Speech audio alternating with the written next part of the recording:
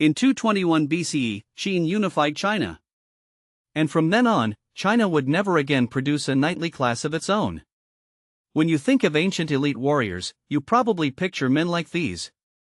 Aristocrats in expensive armor, mounted on war horses. Europe turned armored warriors into lords. But China turned them into servants of the state. If you look at Chinese history, you might ask, where are the Chinese knights? The truth is, China did not lack warrior aristocrats. What it lacked was the political space for them to become Europe-style medieval lords.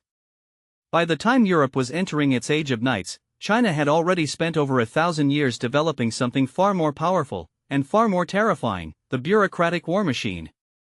To understand why China eliminated its aristocratic warriors, we have to look at how they used to fight, and the brutal revolution that wiped them out. Let's rewind around 2,500 years ago, to the early spring and autumn period. This was the closest thing China had to an age of chivalry. Back then, the warrior elites did not fight as mounted knights. They fought from incredibly expensive chariots. A standard chariot carried 3 aristocrats, a driver, an archer, and a warrior with a long halberd. At least in the aristocratic ideal, warfare was supposed to follow ritualized rules of honor.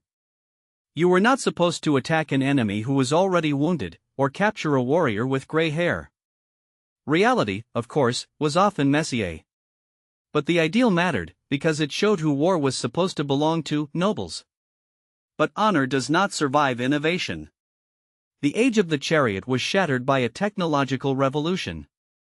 First came cheap iron armor, and then the heavy crossbow. The Chinese crossbow was not just a weapon. It was a state weapon. Its bronze trigger mechanism made it easier for common soldiers to deliver lethal force with far less training than an aristocratic charioteer or mounted warrior.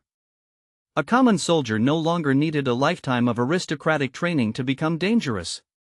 With a crossbow, mass infantry could threaten armored elites who once dominated the battlefield. And as Chinese states learned to produce these crossbow mechanisms in organized batches, a level of logistical organization extraordinary for the ancient world, violence itself became easier to scale.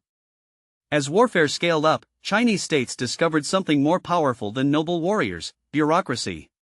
To survive, a state needed to mass-produce soldiers. They created census registries, taxed villages, and drafted commoners. The state of Qin pushed this logic to its most terrifying extreme. Birth no longer guaranteed status. Military merit did. A poor farmer who brought back the head of an enemy soldier could climb the ranks, gain land, privileges, and a new place in the state hierarchy.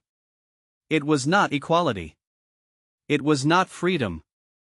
It was a ladder made of blood. Noble chariot duels were replaced by phalanxes of hundreds of thousands of highly motivated infantry.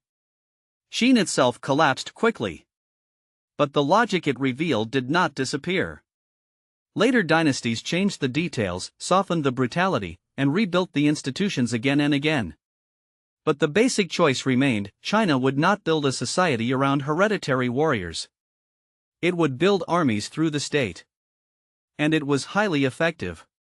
A century before the Mongol invasions, against the Jurchen, legendary generals like Yue Fei had shown what disciplined, state-supported, combined arms forces could do when commanders were given room to operate.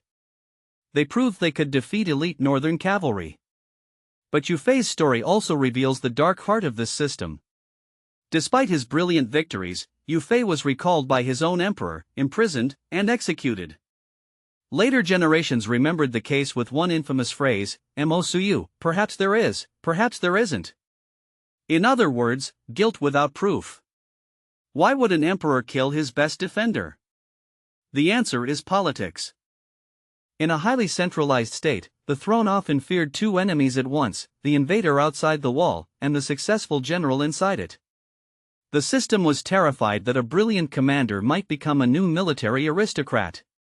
It gave China something medieval Europe rarely had: a political imagination built around reunification. But it came at a cost. China's knights did not vanish because Chinese warriors were weak. They vanished because the state became stronger than the warrior class. China's tragedy was not that it lacked warriors. It was that the state became powerful enough to absorb them, use them, and fear them. That was China's advantage. And sometimes, its curse.